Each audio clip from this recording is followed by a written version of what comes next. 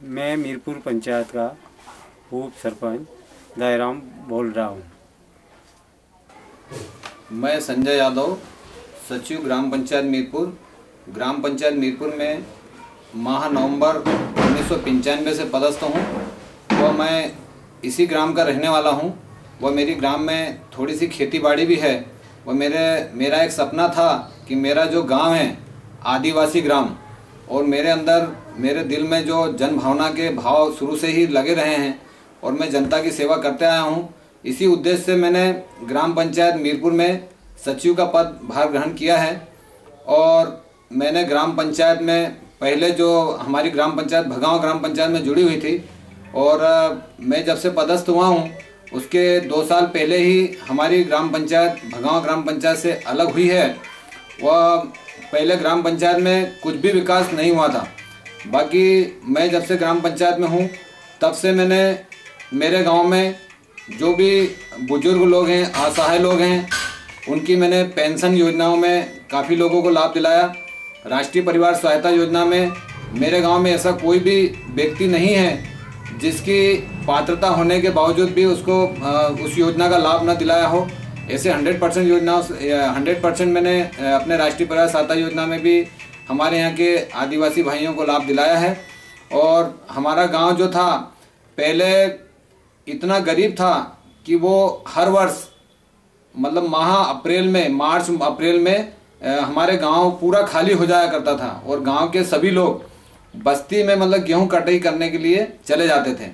बाकी शासन की योजना हमारे यहाँ अपने 2006 में महात्मा गांधी राष्ट्रीय ग्रामीण रोजगार गारंटी योजना लागू हुई। तब से मैंने अभी तक हमारे ग्राम में 70 कुएं का निर्माण करवाया है। और कुओं में हमारे यहाँ ईश्वर की कृपा से पानी भी लगभग 70% कुओं में पानी है। तो उससे हमारे गांव के किसानों ने सिंचाई भी मतलब बढ़ाई है। और जिन किसानों के यहाँ पे सिंचाई होती है और जिनके यहाँ सिंचाई नहीं होती है, तो ऐसे कुछ गरीब मजदूर जो हैं तो हमारे गांव के लोग हैं, और गांव में ही इनको गेहूं कटाई में रोजगार भी मिल जाता है। और कपिल धारा कुएं बनने से आज मैं गारंटी के साथ कह सकता हूं कि हमारे ग्राम का एक भी व्यक्ति बाहर गांव गेहूं कटाई के लिए नहीं जाता है और न ही किसी प्रकार का कोई पलायन करते हैं। और मेरे गांव में बहुत छोटे छोटे मकान थे जिनकी स्थिति बहुत खराब थी। बाकी शासन की जो इंदिरा आवास योजना जब से लागू हुई है तो मेरे पास अभी मैंने लगभग 100 से अधिक इंदिरा आवासों का निर्माण भी मैंने करवाया है। और ग्राम में स्वच्छता के बारे में भी गांव वालों से मैं हमेशा चर्चा करते रहता हूं कि सभी लोग साफ सफाई का ध्यान रखें, बाहर शौचालय के लिए नहीं जाएं। शासन का भी यही सोच है कि ग्राम पूरा स्वच्छ रहे, जिससे हमारे आने वाली पीढ़ी को या हम स्वस्थ रहें, कोई बीमार न पड़े।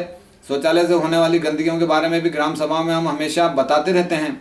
और अभी हमने हमारे ग्राम को समग्र स्वच्छता अभियान से भी जोड़ रखा है।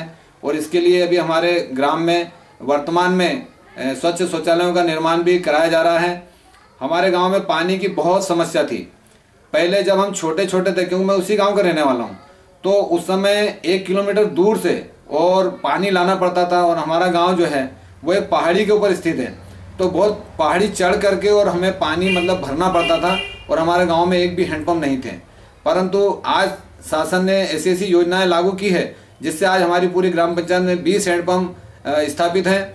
और 20 में से लगभग 15 तो बिल्कुल गर्मी के दिन में भी चालू रहते हैं। 5 हैंडपंपों में कुछ पानी की कमी हो जाती है, इस वजह से कभी कभी बंद हो जाते हैं। बाकी पानी की भी समुचित व्यवस्था है। मेरा एक सपना था कि मैं एक आदिवासी गांव में रहने वाला हूं, और मेरा एक सपना था कि मेरे ग्राम के लोगों के लिए मैं एक ऐसी व्यवस्था करवा दूं कि लोग अपना पानी अपने घर में ही मतलब भरें। इसके लिए मैंने बहुत प्रयास किया और हमारे अधिकारियों से संपर्क बनाए रखा। और मैंने ये उनसे कहा कि भाई हमारे गांव में भी स्वजल धारा योजना लागू होना चाहिए। और मैंने स्वजल धारा योजना का भी प्रस्ताव हमारे बड़े जो एसडीओ साहब थे हमारे भरद्वाज जी, उनसे मैंने कहा और उन्होंने हमारी बात को स्वीकार की। मैं हमारे भरद्वाज जी का भी बहुत धन्यवाद देना चाहता हूँ कि उन्होंने हमारी बात को गंभीरता से लिया और स्वजल धारा योजना में हमारी ग्राम पंचायत के ग्राम मीरपुर को जोड़ा, जिससे 19,13,000 रुपये में पानी की टंकी का निर्माण हमारे यहाँ होकर के आज की तारीख में कंप्लीट है। और पाइपलाइन का विस्तार भी हो चुका है और थोड़ा सा कार्य अभी शेष है।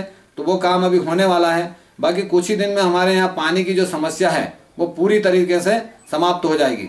इसके बाद हम सोच रहे हैं कि हर घर मतलब स्वच्छ शौचालय का निर्माण हो, और हमारी जो भी बड़े बुजुर्ग माता बहनें, हमारी बहू बेटियां जो हैं बाहर जो शौच के लिए जा रही हैं, उनके सभी के यहाँ मतलब शौचालय बन जाएं, तो हम उसके लिए प्रयासरत हैं।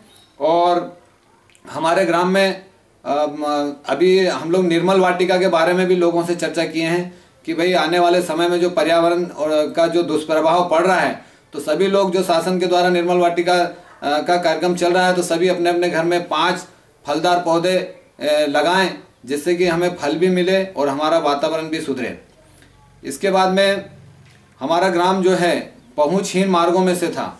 हमारे यहाँ जब बारिश का समय होता था तो कोई भी व्यक्ति कोई मोटरसाइकिल से हमारे ग्राम में नहीं आ सकता था, नहीं कोई गांव वाले बाहर जाते थे। आवागमन की बहुत परेशानी थी। हमने हमारे मंत्री महोदय से भी निवेदन किया कि साहब हमारे यहाँ पे ग्राम पंचायत को प्रधानमंत्री ग्राम सड़क योजना से जोड़ा जाए, तो मंत्री जी ने भी हमारी बातों को बहुत गंभीरता से लिया और हमारे ग्राम को प्रधानमंत्री ग्राम सड़क योजना से जोड़ा है। और आज हमारे गांव में इतनी खुशी की बात है कि जो मार्केट जो हमारा बाजार लगता है आशापुर का, तो हमारे यहाँ ऑटो रिक्शा आने लगे हैं, और ऑटो रिक्शा में बैठ करके हमारे ग्राम के भाई बाजार जाते हैं। और कभी ऐसी कल्पना भी नहीं की थी कि इस प्रकार की व्यवस्थाएं मतलब शासन के द्वारा की जाएगी और हम लोग इतने अच्छे रहने लग जाएंगे।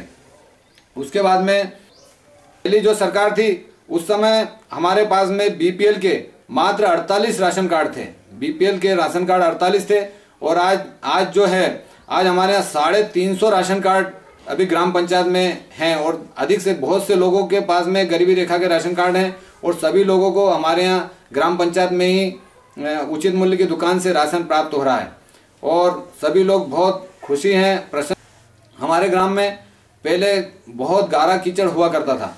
हमने अभी सीमेंट कांक्रीट रोड भी कहीं बना दिए हैं, और कुछ जगहों पे मतलब जो सीमेंट कांक्रीट रोड बनाया जाना है उसके लिए भी हमारे यहाँ पंच परमेश्वर योजना लागू हुई है, जिससे हम प्रयास कर रहे हैं कि हमारे गांव के जो वार्डों में सीमेंट कांक्रीट रोड नहीं बने हैं उनको भी हम सीमेंट कांक्रीट रोड से जोड़ दें, ताकि हमारे बच्चों को आने जाने में किसी प्रकार की असुविधा ना हो।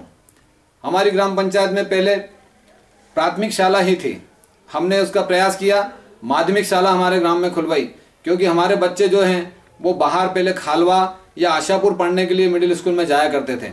आज की स्थिति ये है कि हमारी ग्राम पंचायत में ही हमने मिडिल स्कूल खुलवाई है, और जिसका भवन भी मतलब हमें मिल गया। भवन भी हमने अच्छी तरीके से भवन का निर्माण भी किया है। अतिरिक्त कक्षों की कमी थी, हमने अतिरिक्त कक्ष भी हमारे ग्राम पंचायत में बनवाए। हमारे यहाँ भी शासकीय भवनों की किसी प्रकार से कमी नहीं है। ग्राम पंचायत भवन हमने सन 1900 मेरे मतलब नियुक्ति करने के बाद ही हमें ऐसा लगा कि हमारी ग्राम पंचायत में भवन नहीं है। हम ग्राम पंचायत की मीटिंगें चौराहे पे चौपालों पे किया करते थे, कभी जब स्कूल में किया करते थे, तो हमने ये प्रयास किया कि हमारी ग्राम पंचायत में ग्राम पंचायत भवन होना चाहिए, और हमने सन 1996 में ग्राम पंचायत भवन का निर्माण भी हमने कराया है। उसके बाद में अभी जो आने वाली जो जनरेशन है इनके लिए शासन के द्वारा अभी हमारी पंचायत में विवेकानंद वाचनालय का भी प्रारंभ हुआ है। तो हम जो स्कूल से छूटने के बाद हमारे रोजगार सहायक को निर्देश दिए हैं कि बच्चों को ज़्यादा से ज़्यादा जो इधर उधर घूमते फिरते रहते हैं उनको पंचायत में बुलाकर, और लाइब्रेरी हमारे यहाँ है, और लाइब्रेरी में जो अच्छी अच्छी पुस्तकें हैं उसका अध्ययन करें, ताकि आने वाली जनरेशन शिक्षित हो और उनको कई अनुभव मतलब प्राप्त हो सकें। धन्यवाद। जय हिंद। मैं वीर सिंह पालवी रोजगार सहायक ग्राम पंचायत मीरपुर में पदस्थ हूँ।